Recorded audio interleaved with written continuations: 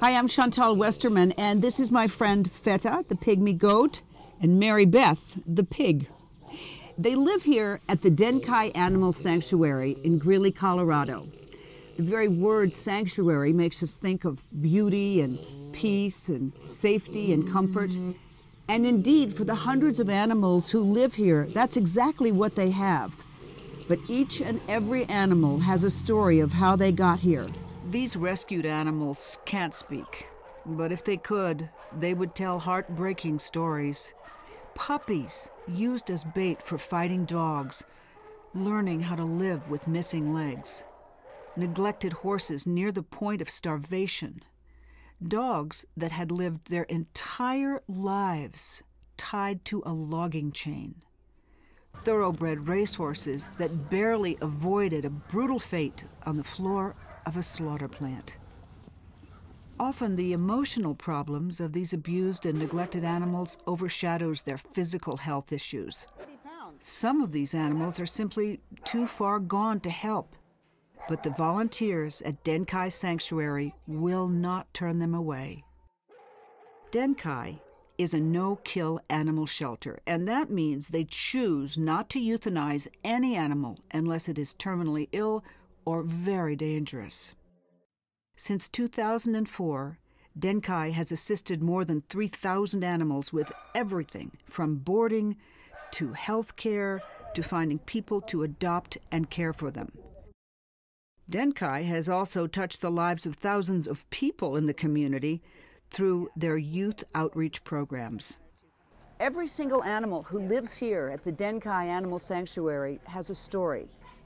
But one of the most interesting stories of all is the story of the founder, a young woman by the name of Floss Blackburn.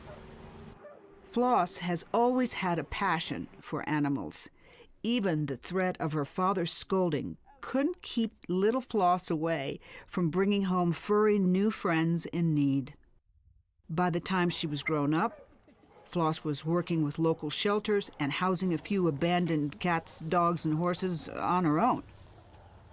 Later, she decided to establish a nonprofit of her own, but a divorce left her in dire financial straits. I almost lost them in the very beginning. Their dad was trying to take them for a little while there. It wasn't really him, it was actually his parents, and so that was really hard to say. I have to pick one or the other. Sorry. I can't imagine. And so it's always been a struggle. And I decided I'm not going to pick. I don't have to pick. I can have them both. And it's okay to be who I am and do this. Floss found help in the generosity of her community, and she did manage to make it work. Floss and her two boys live quite a modest life, lacking some luxuries that many of us just take for granted. It's a 600 square foot house. My boys sleep in the living room.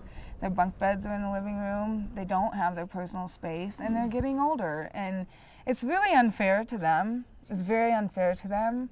And they're okay with it. Somehow they're okay with it. But we need your help. But her commitment to the Denkai Sanctuary and the animals they help has never wavered. How much sleep do you get at night? It depends. Some nights 5 hours, some nights maybe a little less or a little more, but it's never, I never wake up feeling like I slept. You know, like it's always, it just doesn't turn off. Today, Denkai faces all the day-to-day challenges of caring for more than 100 animals, a menagerie that includes dogs, cats, horses, llamas, goats, and yes, even some adorable pot-bellied pigs. Floss and her volunteers have also had to keep up payments on multiple properties, recruit and train staff capable of handling some very difficult animals at times, and all the while they are improving the infrastructure at their facilities.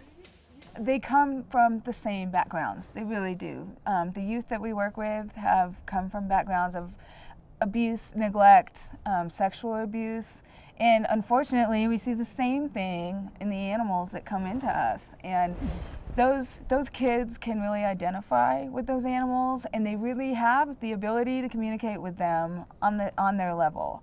And it aids so much in the rehabilitation process for both the kids and the animals. Despite all of these hurdles, Floss still has her eye on the horizon. She envisions establishing even more dog shelters like Denkai and a subsidized veterinary clinic in her community. One of the most fascinating things you find when you spend any amount of time here at the Denkai Animal Sanctuary is that there's a great similarity between the rescued animals and us. Humans and animals all carry the same baggage. We've all been wounded and at one time or another abandoned or hurt. So there's a common bond here that makes rescuing miraculous.